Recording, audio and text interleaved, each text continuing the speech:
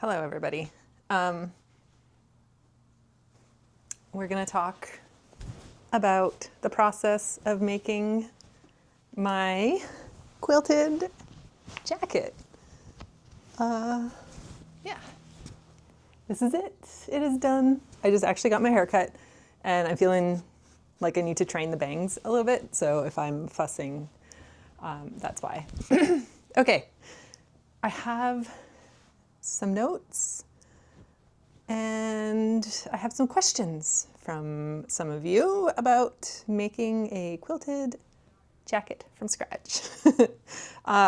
First things first. Okay, first things first, I'm Melissa. I am an artist and illustrator from Toronto, and I like to make art and sew and things. I feel like I'll be right back. I'm gonna put my hair in a little ponytail. Okay, that feels better. So the pattern that I used for this jacket is from Riley Fitzsimmons, and it is the Riley Fitzsimmons quilt jacket. Traditionally, this pattern is made from existing quilts. So the idea is that you find a quilt at the thrift store or something, and then you cut the panels out, sew it together, and you have a jacket that is something like this, which I think maybe I'll do. But I decided to make my own quilt and then sew it together. So that is that. The pattern was easy to follow. I printed it all out, taped it all together, cut it out. I went with the double extra large, I think, because I knew I wanted it chunky, and I knew that I would need a lot of extra seam allowance in order to sew it, sew the seams together in the way that I was planning, which was flat felled seams, but we'll maybe probably talk about that a little bit later. So yeah, all in all, great pattern. I actually had to reach out to Riley through Etsy, and he was very quick in getting back to me about my question. There's a video tutorial that goes along with the pattern, and when I was clicking on it through the PDF, the link wasn't working, but that was more my error than the pattern error, and the video tutorial was short and informational and good to follow. So 10 out of 10 recommend the Riley Fitzsimmons quilt jacket pattern. I did want to go for more of like a chore coat type style, but I wanted something with a hood because I wanted it extra cozy. And Riley's was the only one that I could find that fit the bill. So yay, Riley. I do have a cost breakdown on what it cost me to make this jacket. You can decide whether you think it is worth it or not. It did turn out a little bit more than I was expecting it to. So the cost of the pattern was $10.94. All prices are Canadian. Fabric, round one, my first trip to the fabric store was $70, which included all of the quilt fabric. I got half a yard of each of the different fabrics, plus I got 3 yards of this daisy pattern here that I was going to use for the lining, and then also what I thought was 3 yards of cotton batting for the installation or the inner liner, the padding of here. But that was fabric round one, and then there was a fabric round two because I did not have enough fabric to complete the jacket. So I spent another $70 on fabric round two, which included another half a yard of each of the fabrics for the pattern. And then also I got 3 yards of this fabric, which was the initial lining that I should have went with in the first place, but it was more expensive. So I talked myself into getting to using the daisy pattern as the original liner. But because of my miscalculations, I was able then to fully realize a better jacket. So definitely more expensive than I was expecting it to be, but that's okay. I also bought buttons. So first I bought the wrong size buttons because I didn't measure anything. So the first set of buttons was $10.87. And the second set of buttons, which were the right size, were $13.99.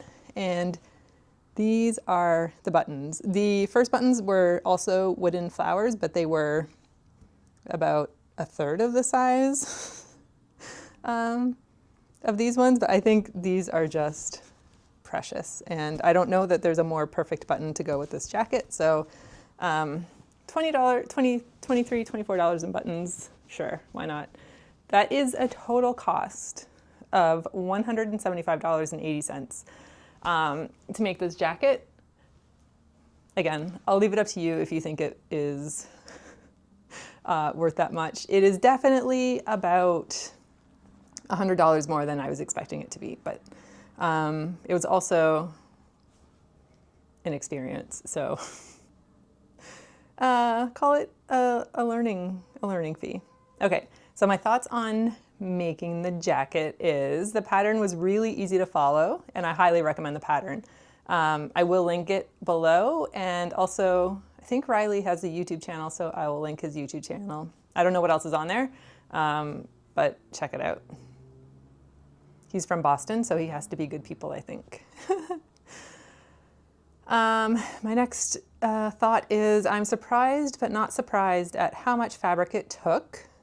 Okay, so it's 1/2 meter of each pattern, 3 meters of the lining fabric, 3 meters of cotton batting times 2. Okay, so the cotton batting, the inner liner of the jacket, normally when you buy fabric, it's like folded over and then rolled. So your 1/2 meter or 1 meter opens up. So you have like this, like, call it like this amount of fabric, and then you open it up and then you have this amount of fabric.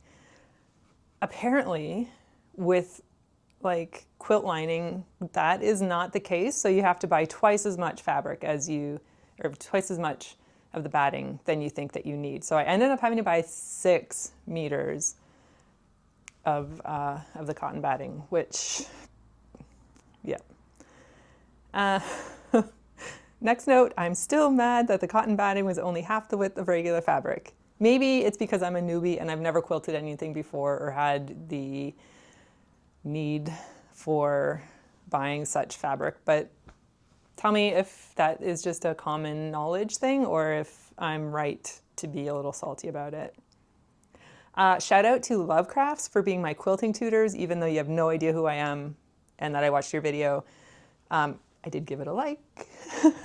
I'll link the tutorial that I learned how to do the quilting, like the actual piecing together of the squares, actually first cutting out the squares, then piecing them together, then piecing the pieces together, and doing it in such a way that everything lays nice and flat and making sure that your seams are clean on the reverse side. Excellent tutorial. It's about an hour long, but it is fully worth the watch if you're looking to quilt something. Next thought is it took a lot longer than I thought it would, probably because I haven't quilted anything before. The whole construction of it, like once all of the quilt pieces were quilted, it is a quilt once everything is together. Once the patchwork pieces were patchworked together, it was easy, it was fast, it was whatever. It was just like making all of the different panels from like 3-inch squares took a long time. I don't even know how long it took. I don't even remember when I started it, but you know, fun. Buttonholes on quilted fabric are challenging. I have a Singer, I'll put the model that I have up here that has a buttonhole maker built into it. It has a buttonhole setting to automatically do the buttonholes. And because it is so thick, it was actually quite a challenge. But I think the buttonholes turned out pretty cute. I did them in like coordinated colors so that they kind of blend into each of the different panels. So yeah, I think that was a nice little design feature on my part. I probably should get some like non-fray stuff or maybe just clean it up a little bit. Like you can see it's like, they're a little bit wonky, but it goes with the whole vibe, I think. Next thought is think twice, sew once. When I was piecing it together, I had everything all connected properly, like with the magic clips before I sewed it. And then I just went like straight ahead into sewing, and I'll show you. Awkward wave. So I was just about to do the last seam on the jacket. And like literally, I have no idea how I have attached things together. I have no idea what I did. I do have an arm. I have an arm, but then like this is the back, I think, is the back. This is a front with a pocket. The hood, I fixed the cone head. There should be an arm here. But I honestly have no idea what I did. What did I do? Like I have no idea. I have zero idea what I did. So close, and I messed that up incredibly. No idea. I don't know what happened. I had like an arm coming up at the top of my head.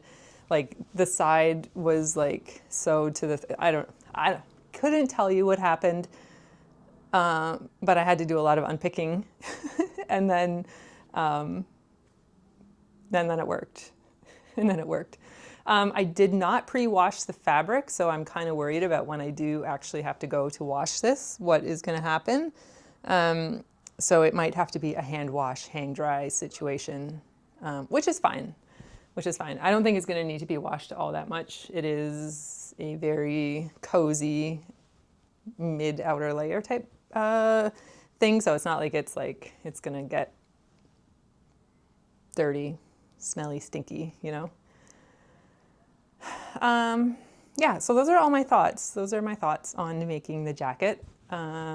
I have some questions here from the audience. So I'll just go straight into those, and then if I think of anything else, I will let you know. So Jamie says, well done. Would you do it again?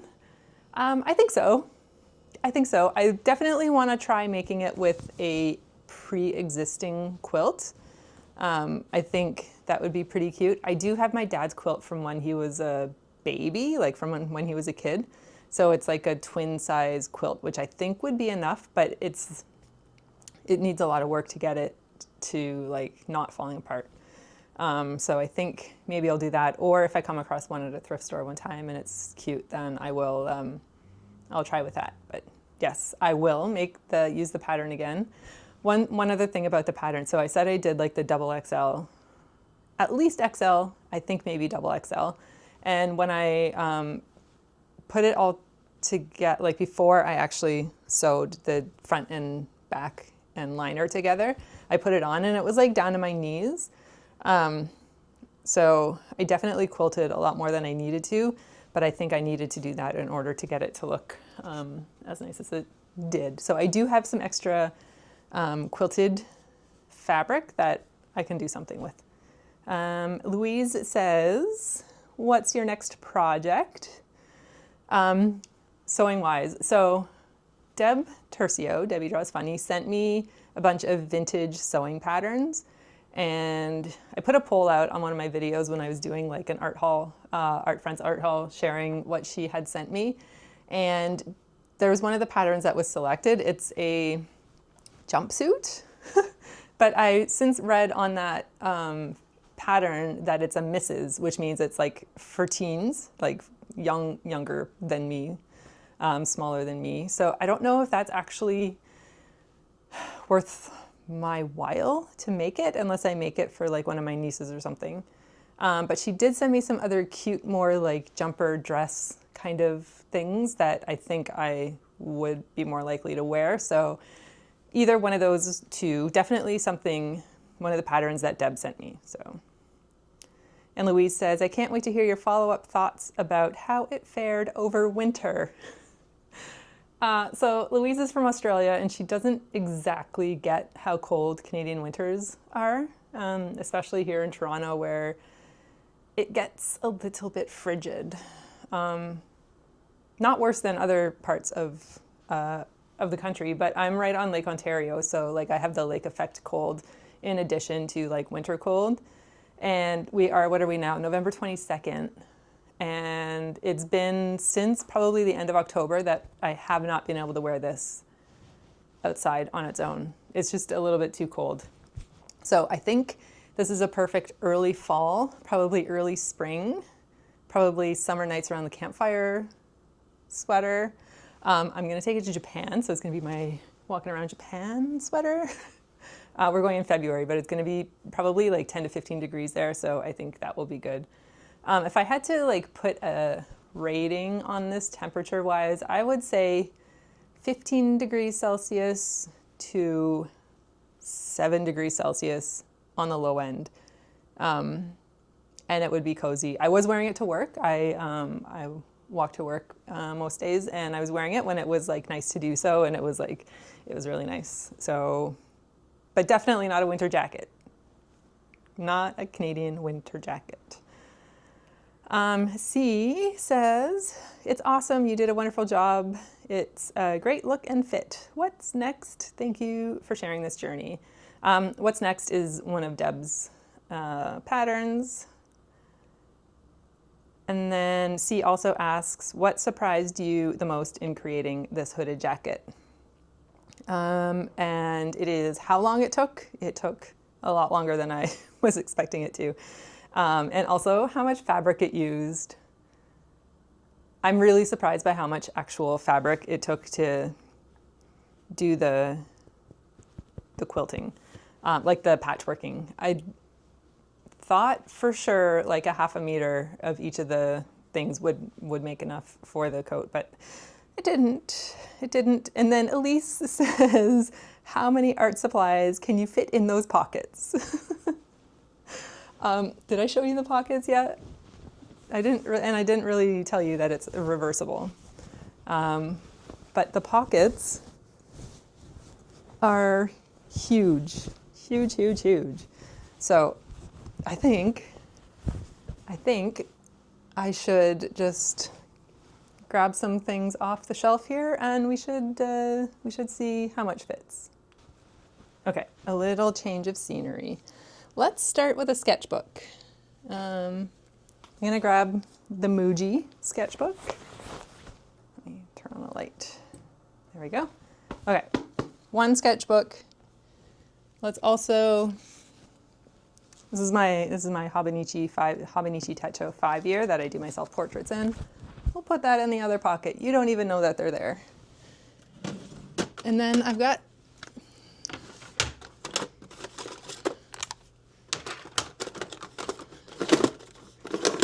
Elise, this is a little bit ridiculous, just FYI. Okay.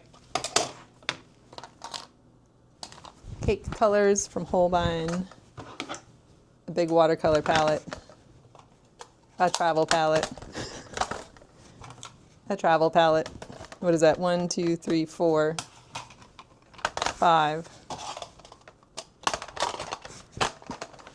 Like, I don't even need a bag when I wear this jacket. That's just one pocket, and there's still a little bit more room. And I can fit the same amount in the other pocket, but I'm not going to. I think let's just say it's a lot. Yeah, so let me do it up.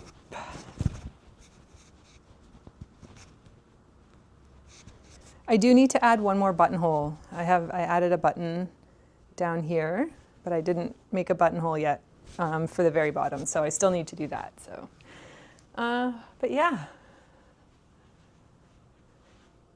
it's pretty cute. It's pretty cute. My original plan was to do buttons on both sides of the button placket so that when I do turn it around, oh yeah, I have to show you the seams too. When I turn it around, I would be able to do up the buttons, but it was too tight. I couldn't actually get the buttons through the buttonholes. So here's the reverse side, which is just as cute with the hood.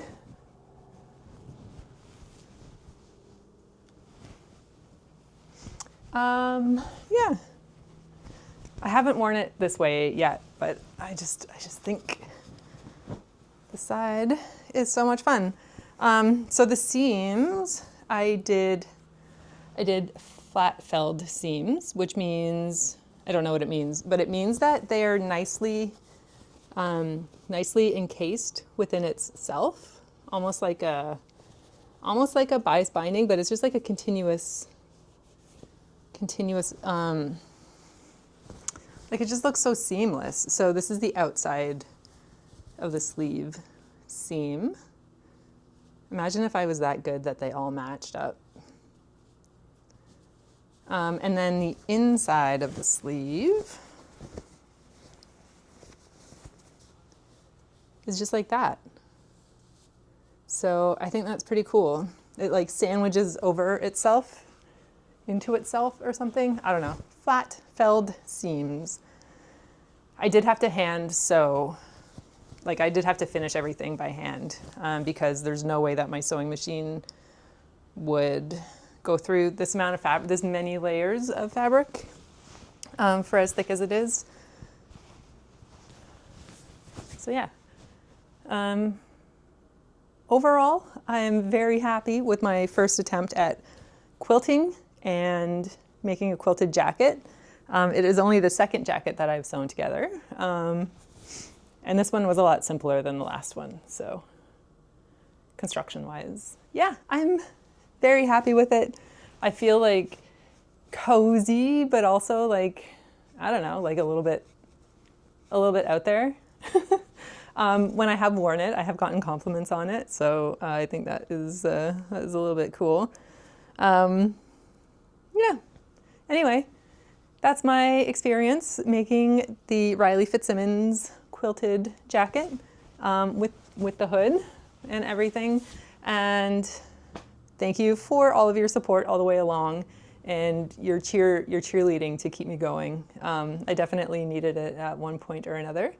I do have other videos on my channels if you're new here and haven't seen them about some of the process of making it, like more like vloggy style videos and things like that, if you're interested. But yeah, I will take you along the next sewing journey with me and hope that you enjoy a nice cozy winter time. Okay, I gotta go fix my bangs. I'll see you later. Bye.